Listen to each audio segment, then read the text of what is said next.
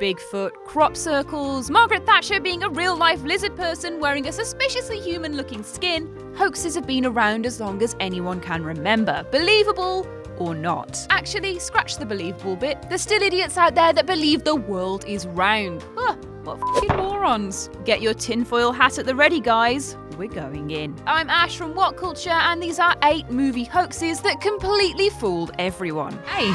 The actress painted gold in Goldfinger died for real. 1964's classic Bond flick Goldfinger features a sequence in which 007 discovers the corpse of Bond girl Jill covered in gold paint. And a little G-string. In the movie, painting her entire body gold resulted in her dying from skin suffocation, with the implication being that the body needs to breathe by leaving at least a small portion of the skin unpainted. This was actually believed in the real world too, leading those who watched the film to assume that the actress must have died for the part, as how else could she have survived? Definitely not by breathing through her mouth, that would be ridiculous. Considering actor Shirley Eaton had sparse film credits after Goldfinger and eventually retired in 1970, she didn't really do much publicly to let anyone know she wasn't murdered by body paint. 7. The Blair Witch Project is a real documentary. The Blair Witch Project was one of the first movies to use viral marketing techniques to sell itself to audiences, and it did incredibly well with a highly plausible online campaign, claiming that the film's 3 stars, Heather Donahue, Michael C. Williams and Joshua Leonard, had genuinely gone missing in the Burkittsville woods while shooting the documentary. The Blair Witch was a fictional legend conceived by writer-directors Daniel Myrick and Eduardo Sanchez for the movie, and they used the website BlairWitch.com to convincingly present it as a centuries-old myth. This, combined with their fabricated missing persons posters, caused many to believe the film was real. I mean, have you seen them since? Apparently Heather Donahue is now a medical marijuana grower and has been in an episode of It's Always Sunny in Philadelphia. Definitely the sign of someone f***ed up by the Blair Witch. 6. A dead munchkin is visible in The Wizard of Oz. The Wizard of Oz has been subject to a number of baffling urban legends over the decades, the most disturbing being the claim that a heartbroken, suicidal munchkin can be seen hanging in the background when Dorothy, Scarecrow and the Tin Man are skipping along the yellow brick road. Fun viewing for all the family. Once the film was released on DVD though, the myth was debunked once and for all as the viewing quality had dramatically increased from VHS formats. Searching for the hangman revealed a prop bird moving around. That's to say nothing of the fact a munchkin's suicide on the movie's set, during shooting no less, would have been pretty traumatic and likely reshot, but whatever.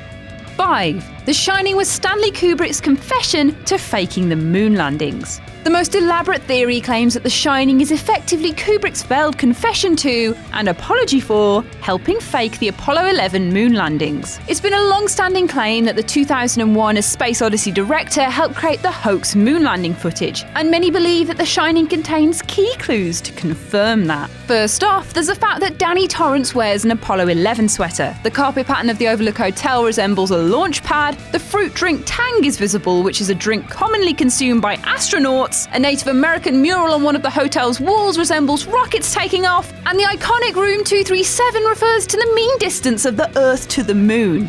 Well, to debunk that, it's actually 238,856 miles, not 237,000. As for the rest of it though, might as well be true.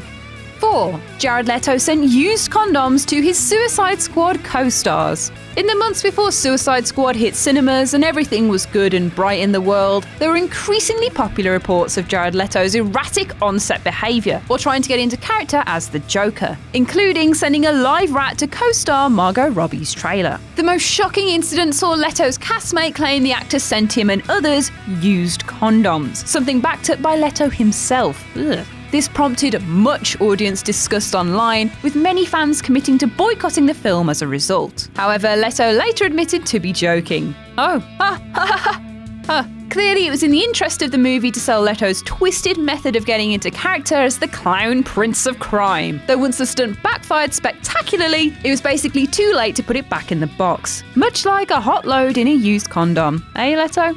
3. A woman died while searching for the Fargo money. Unlike most of the hoaxes on this list, this isn't concerned with the production of a movie, but rather a real-life story that followed it. In November 2001, more than 5 years after the film's release, a 28-year-old Japanese woman named Takako Kanishi was found dead in some icy woodlands 50 miles from Fargo, with the authorities initially believing that she had been attempting to track down the fictional fortune. However, Kanishi's death was ultimately ruled as suicide and is supported by plenty of evidence. She was depressed, having recently lost her job in Tokyo, as well as sending a suicide note to her parents and disposing of most of her belongings before heading to Minnesota. As fascinating as the Fargo theory is, tragically the logic points to it being complete bunk.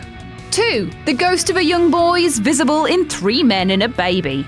Much like The Wizard of Oz, the movie's VHS release led to the wide circulation of a theory that it features a cameo appearance by the ghost of a boy who killed himself with a shotgun in the house where the sequence was filmed. He's actually visible on the left of the frame. Where?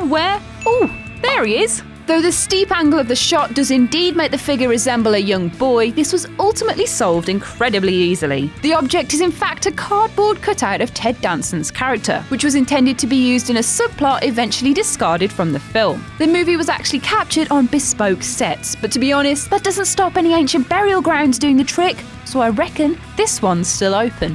1.